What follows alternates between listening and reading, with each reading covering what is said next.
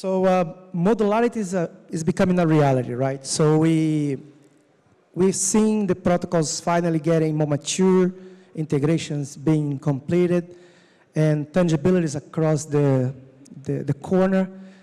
And that will allow us today have a very fruitful conversation with the lovely panelists about how modularity is shaping the way that developers build the Web3 and what that will bring to this ecosystem and maybe paving the way for applications that will bring us to mass adoption, right? So today I would love to invite Anurag from Avail, Norbert from Nubit, Eric from Crestal, Nick from DapDap. If you guys join me in the panel, it would be fantastic. So I'd like to start addressing this conversation today, talking about how maybe developers are looking to the modular, because sometimes from a developer point of view, can be quite messy and difficult to understand that. So I would like to ask Eric, how do you think we need to remove this complexity from Web3 developers and how we're leveraging modularity to enhance protocol customization?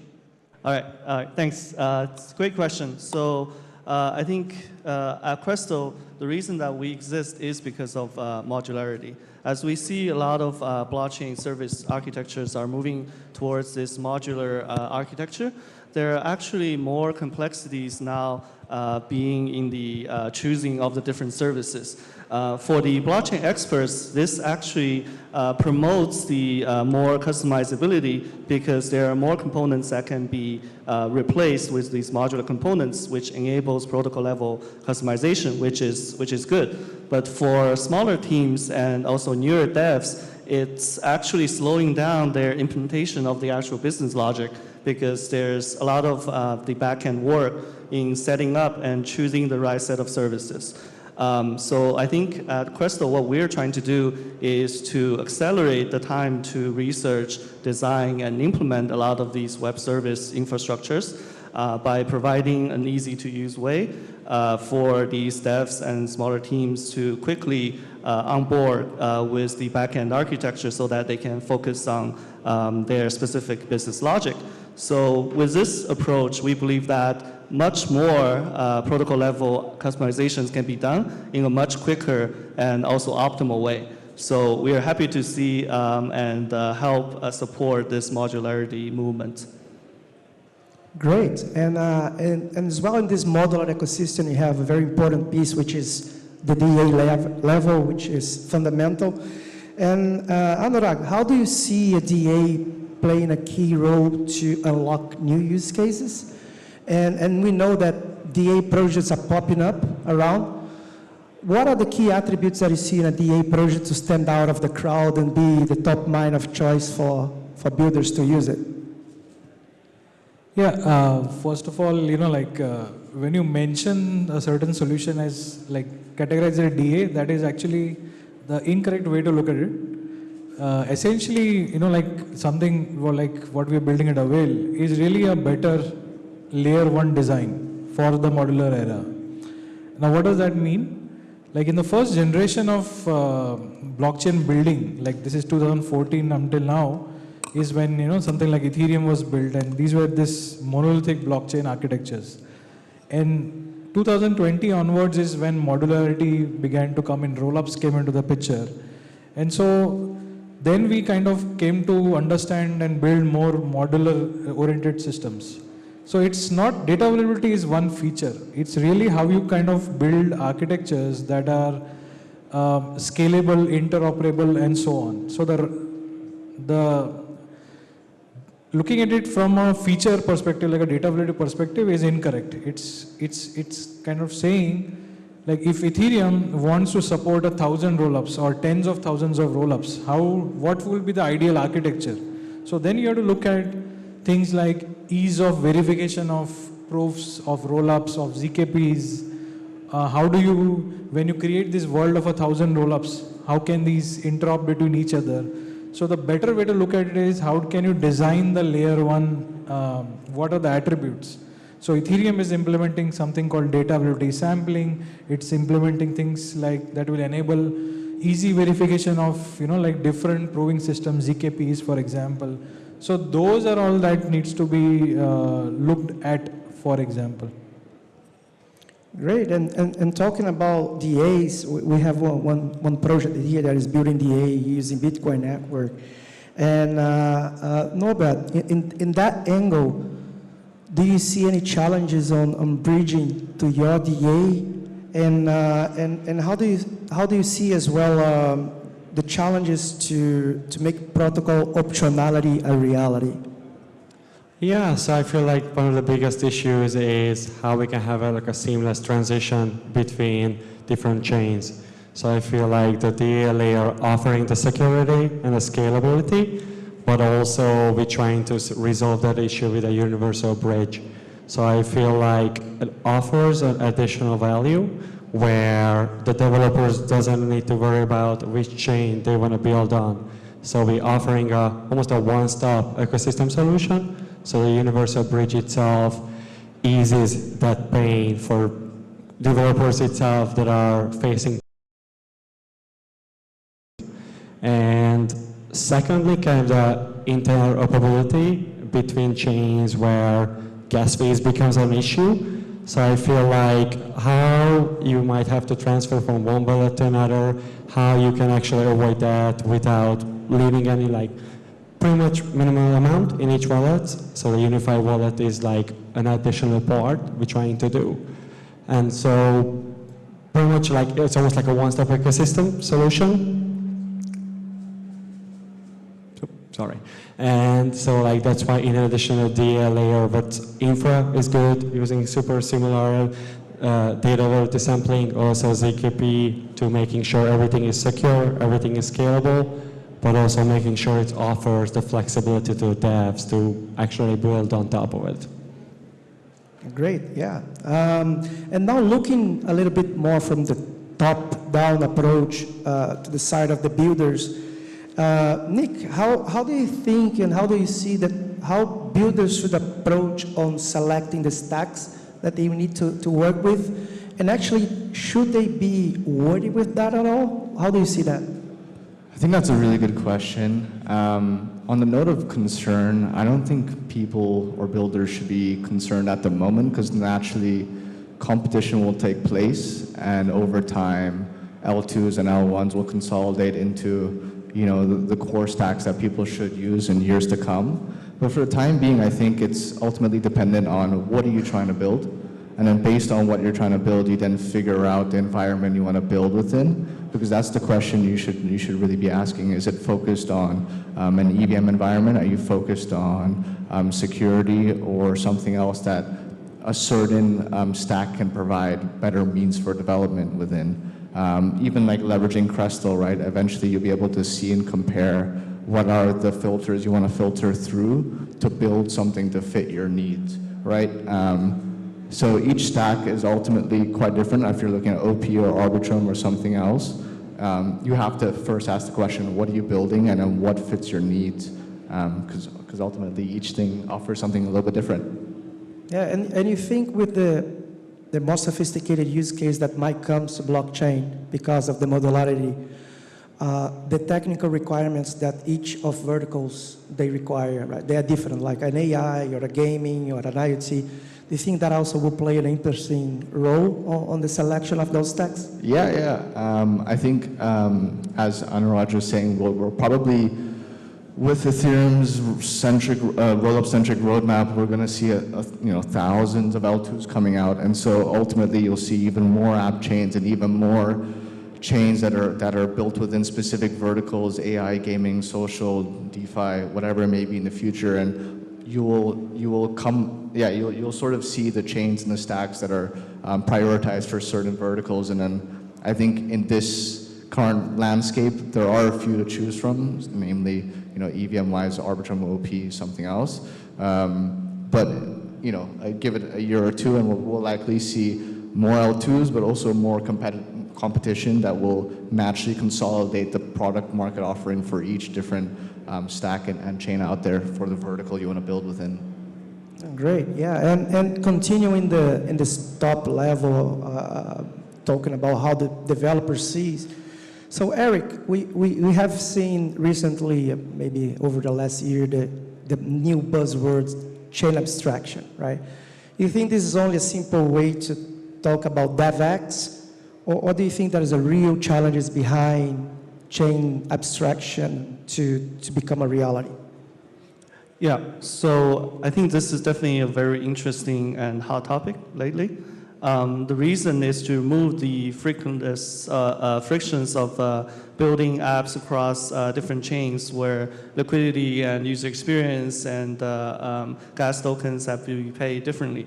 However, I've seen different solutions being built by some of the great projects lately where they focus on the solution in a couple of different ways. So a few projects focus more on the DevX experience, how the users get onboarded onto their particular apps and how they can use different liquidities and tokens across apps as if on a single kind of platform. And there are also projects that are trying to work through the account wallet abstraction vertical and trying to consolidate all the protocols into a single standard. And there are also other projects that are using more foundational-based framework approaches to support the underlying security and also some of the cross-chain interoperability capabilities. So I think all of these kind of approaches make sense. They target the experience from different perspectives and solving similar problems that I think eventually will lead to better experience, a frictionless experience for all the devs, all the dApps across different chains. So I'm happy to see how different projects are tackling things differently. However, I think it's still a challenging problem because they're solving it from different layers. And for developers especially, how to choose the right layer and the right kind of framework, API, etc., to tackle into is also an unsolved problem. And even if we look at it now, we can't say there's any clear leader or clear solution that is right for every single use case. So I think eventually there will be some protocols or some initiatives or standards that will stand out. And I think may the best kind of design, best infra support, best user experience will eventually win out. It may not be a single kind of project or protocol. It could be multiple, 2 or 3 that tackle things in different ways. But we are happy to see and potentially work with some of these leading protocols to provide better experience to builders and users. Yeah, definitely. And coming back more to the lower levels on the infrastructure, Anurag, data availability projects, they are here to help, I would say, unlock a serious constraints on blockchain, which is the data capacity, the capacity to store data. But that to become, to builders and in use case fully explore this new extra capacity, there are other components on the modular stack that has to be also deliberated in terms of constraints, right? So what are the other components on this modular architecture that you see needs to scale up to fully enjoy data availability capabilities, and which projects or initiatives it's most standing out in your opinion on that matter? Again, I think sometimes we tend to confuse, things in general. So the landscape is simple, right? The first generation of blockchains were very monolithic, right? So Ethereum was the first monolithic blockchain. After that came various iterations of what can be termed as attempts at doing better Ethereums. So Phantom, BSC, Solana, for example, Sui, Aptos, these are all versions of how to do better monolithic blockchains, or at least attempts. Ethereum is by far the most decentralized. Now, when you hear all these terms like data availability and like sampling and all those, I mean, don't term them as like these siloed components. This is basically how do we, like if you kind of take the assumption that all the world's apps can be fit into one single blockchain, then you don't need modular blockchain. But I don't think that is true. All the apps on the internet don't sit on one single big supercomputer. Like they sit on separate servers and they are scaled independently based on demand. And so when we say that we are building these modular solutions, what we are really saying is we are kind of taking this single monolithic system and then driving it towards a more server-led architecture, more distributed architecture. Now, because this is blockchains, you cannot actually arbitrarily take servers and scale them up. So you have to ensure that these servers are verifiable if you want to make them different. And so when you hear terms like roll-ups, these are essentially verifiable servers. So you can kind of take a game, for example, a contract, for example, and put it into a different verifiable server. It can do whatever it wants to do, but it has to send some sort of verifiable proof, some sort of snapshot back. And so if you want to kind of take, let's say, you build a game or you build a financial app and it goes viral. Now you need capacity to, like for 1 million users, for 50 million users, for 100 million users. How do you scale? It cannot be done on one single chain. It has to be done on multiple servers. Now, how do you kind of bring that server construct from Web 2 to Web 3? And so that is really the roll-up. Now, coming back to your question, right? Essentially all of these attributes, things like scalability via data availability, interoperability, proof verification, all of these things are service of this goal. How can we do distributed servers in Web 3? In general, how can we trust these, like servers at scale? How, if one server wants to make a message, like send the message from one server to another, how can we ensure it is trustless? So you can, so that's why interoperability comes to the fore. Today, for example, something like Avail is deployed on like 12 or 14 chains. The same protocol, no changes. Why? Because Avail doesn't want to lose access to the users on each chain. Why is that? It's the same protocol. How can we get from this state to a state where you kind of host Avail on one chain, one server, and users across the space can access it seamlessly? So these are the goals. So we have to talk about what are the goals that we want to get to and what are the tools that we need. And so, all of this are in service of that. Oh, thanks. Great insights. And coming back again to the builder's perspective, Nick, how do we build products and product applications that can simplify the dev journey on that? Yeah, I think what you just said over there, Anurag, made an amazing analogy of the Web 2 server structure to what we need to be. What needs to be implemented within Web 3 of this concept of not Aave being on 13 chains, but rather having users be able to, from any chain, be able to interact with Aave's protocol on the single chain it may be on. And then, so it's about going in a backwards way, which makes a lot of sense. And so from a builder's perspective, I think you can take a lot of examples from how consumer apps within Web 2 succeed, or how the web platforms succeed. It's about limiting the amount of steps a user needs to take to complete a certain action.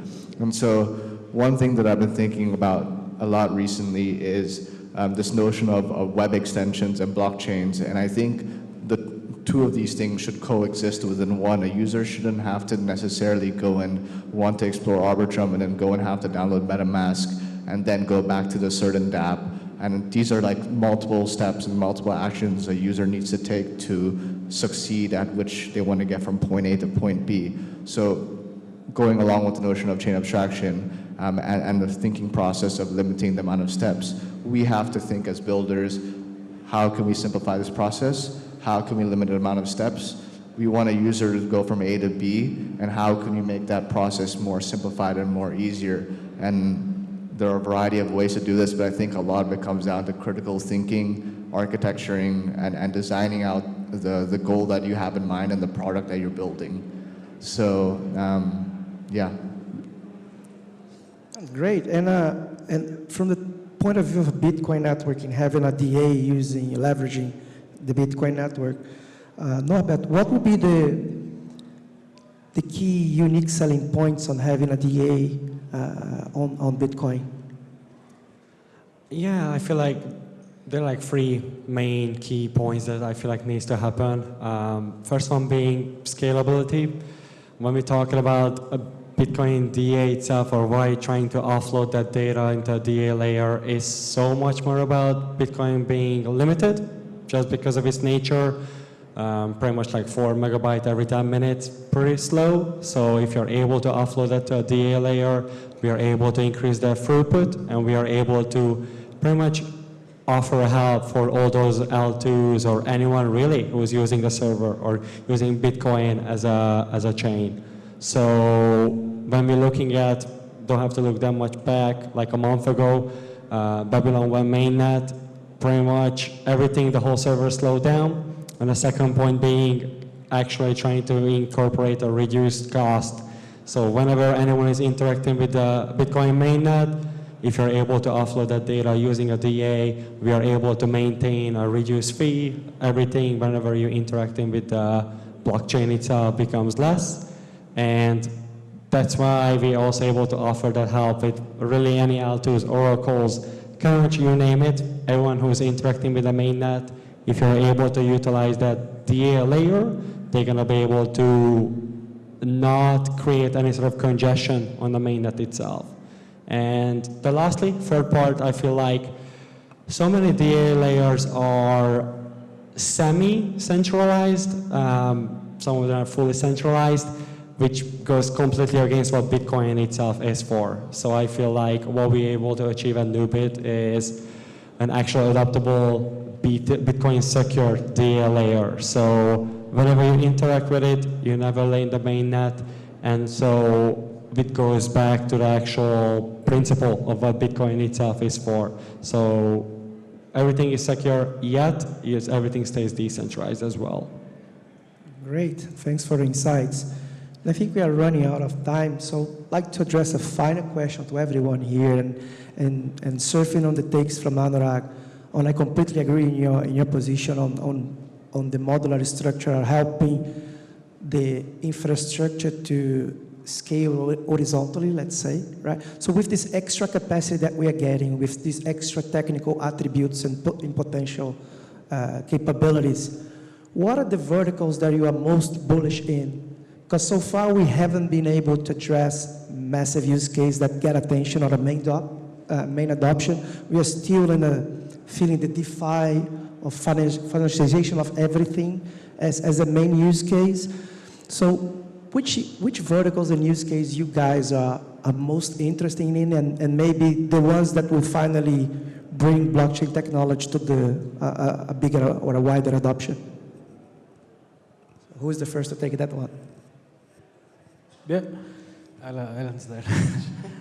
So see, essentially, I think one big mistake which the entire space has been making till now is that essentially treating this as a very siloed sort of an island in general, right? Like, so you build this immense crypto ecosystem, and everything works perfectly once you're inside the ecosystem, but how do you get users from where they are to here, right? Like, so they have to jump through hoops, they have to on-ramp, convert fiat, this, that, install MetaMask, navigate a number of chains, and so on, right? Like, now, if you kind of see some of the use cases that have been very popular, let's say, just USDT transfers on Tron, for example.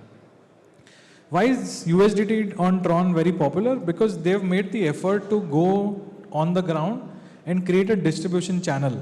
So if you kind of go to a Turkey, for example, you can go to a neighborhood shop, swap from fiat to USDT, for example. And it's not the technology alone, it's the distribution channel that they've built on the ground. Some people are very bullish on Ton or Telegram apps, for example. Why? Because Telegram has the users. So there's so many users that, when you're kind of taking the blockchain technology to where the users are, and so then suddenly you see that there's a lot of potential around, because you can take this great technology to where the users are. And so I think the main unlock is what can we do to take the technology to the users rather than expecting the users to come here. Like in traditional technology, what happens is you build a product, you try to build either distribution organically or inorganically. You try to build in areas where there's already distribution and you try to lean on it. So how do we kind of take this deeply technical product and package it into a manner where the users are, where the distribution is. And so if you kind of take that view, so then I would say there's a lot of bullish use cases that are already out there. Like I'll just give you an example. Like I was talking to someone last week, like a financial services regulator, and like when you kind of consider something like Uniswap does this atomic swaps, for example, which when it is done between two crypto tokens, like even to us within crypto doesn't seem like much, but it's like actually fascinating from someone who has never seen that. Like if you see a standard stocks trade, there is a bunch of custodians in between, for example. So there's a stock custodian, there's a fiat custodian. So we were talking about mutual fund swaps, for example, like with the financial services firm that we were talking to. And we are saying, can you guys provide us a solution where we can do mutual fund swaps, right? Like if you're familiar with mutual funds, when you want to kind of move from one mutual fund to the other, you have to actually withdraw, like you have to sell the mutual fund unit, wait 2 days for it to hit the bank account, then buy the other mutual fund. By the time the price has already changed, for example. And so the thing was, how can we kind of apply blockchain technology to this problem? How can we do mutual fund swaps at real time, atomic, for example? And so I'm just kind of giving you an example that atomic swaps within two crypto tokens doesn't seem much, but when applied to a real world kind of a asset in general, really it kind of takes some. So coming back to a question, sorry for the long this thing, but personally very bullish on applying this to real world assets, for example. And assets doesn't mean financial assets alone. Things like loyalty, like identity, data tokens, for example. So many of these things ripe for the disruption, but we just have to be clever about packaging this, structuring this, and to take it to where the distribution already is. Who's next? Fantastic. I want to build on that by saying front ends and smart contracts are two different things. And I think oftentimes in this space, there are a lot of platforms that users use and they're unaware of this differentiated aspect where there are developers and builders that can leverage existing smart contracts to build better consumer applications. And I think this is really important because in the vision that I see years from now, there are going to be established smart contracts or established ways of developing a certain product on the back end that builders can leverage and build the products they want to build, but focus it on the front end for whatever they may envision, whether it's a game, social, infra, ID-related things. And so this notion of front ends and smart contracts being different is a very easy analogy to email. Everyone here uses email, but not everyone realizes that email runs on POP, IMAP, and SMTP. These are the three core protocols that run an email. You don't think about it, right? And so in the same way, it's like, why not leverage a Uni V2 or V3 contract in something you want to build tomorrow without telling everyone you're using a Uni V2 or V3 contract? Just build the product you want to build and leverage that smart contract. So I think we'll reach a stage where things are, again, less siloed, more interoperable, and there will be like a batch of smart contracts that users or developers may have access to that are verifiable or more or less recognized as established smart contracts to leverage. And so one thing that we're doing at DapDap is really trying to solve this key problem of front-end and UX fragmentation. We essentially have deployed around 300 front-end components for 300 different dApps across 17 different chains, trying to combine this user experience into one platform where if you want to single sign in with a wallet, you can then go and access your 300 favorite dApps in one place. You can swap, lend, borrow, bridge, stake without having to open up 10 different websites to go and do everything. And I think there are still many core DeFi primitives that are very fragmented. Liquidity is very fragmented, and this whole user experience is ultimately quite inoperable. And so I think one vertical that I also want to touch on is consumer apps. I think consumer apps are very underrated. I think we've seen different consumer apps in the social side of Farcaster, it could be gaming side of like something like Fantasy Top Sun Blast recently, but ultimately there's not enough use cases to where the distribution channels aren't coming, like the distribution channels of users aren't being sought after by the dApps, but rather the dApps are attracting users because of the experience being so simplified. And the distribution channels need to be set up to where the dApps actually make sense and the products make sense. There's no good example of a Web3 game because no games are really good, and then there's not been an added Web3 layer on top because ultimately you got to focus on building a good game first before making it co-aligned with whatever blockchain product you want to leverage within it.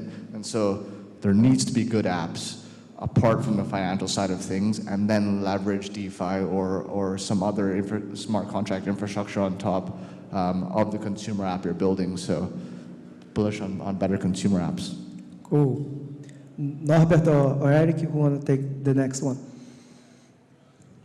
Maybe I can offer a slightly different perspective on what I'm bullish on. So I'm looking at it from a kind of Web3 adoption point of view, where we're seeing a lot of apps and a lot of use cases being built, but not a lot of actual usage case out of the obvious like trading apps and some of the more core offerings of decentralized platform and support.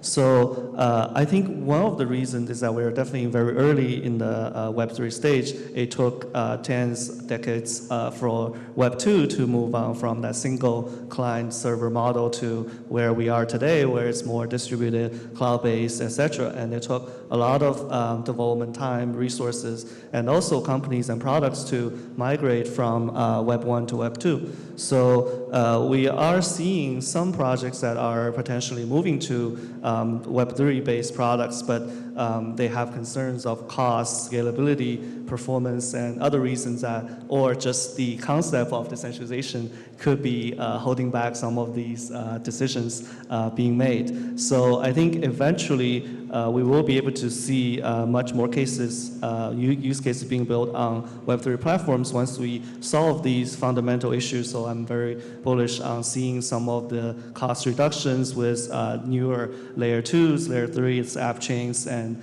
other solutions that help solve some of these fundamental problems being built and being tested out this and next year, including like parallel chains, prefetching, a lot of also early initiatives in ZK that can also solve some of these fundamental problems as well.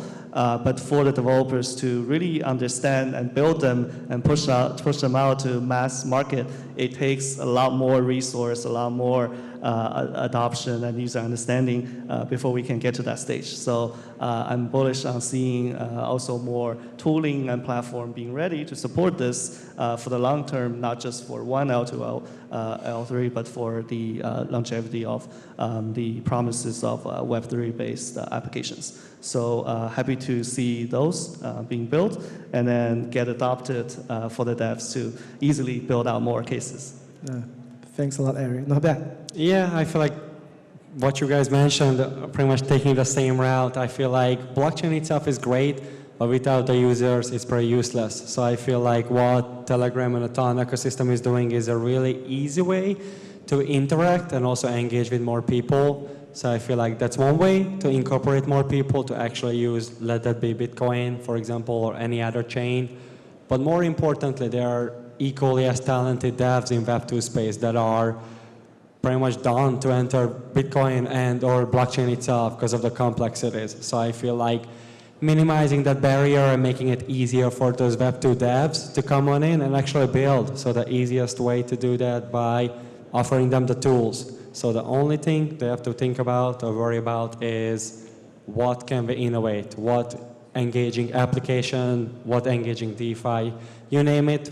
You just have to come up with the application, you just have to come up with the idea, and you're just trying to execute it. You don't have to worry about blockchain, you don't have to worry about smart contracts or any other way where pretty much it's a barrier that you have to break through on your own, which could be costly, but could also require a lot of time. So I feel like the combination of getting the users in, but also making sure that devs are developing the apps, developing the right set of tools for people to use. Great. Guys, thanks a lot for sharing the knowledge. I think we have a very interesting panel discussing all the infrastructure that we are building and the impact that we're going to have on builders, on applications, and of course the adoption of the technology. Right. So a round of applause for our panelists. Thanks a lot. Thanks L2 to hosting the day.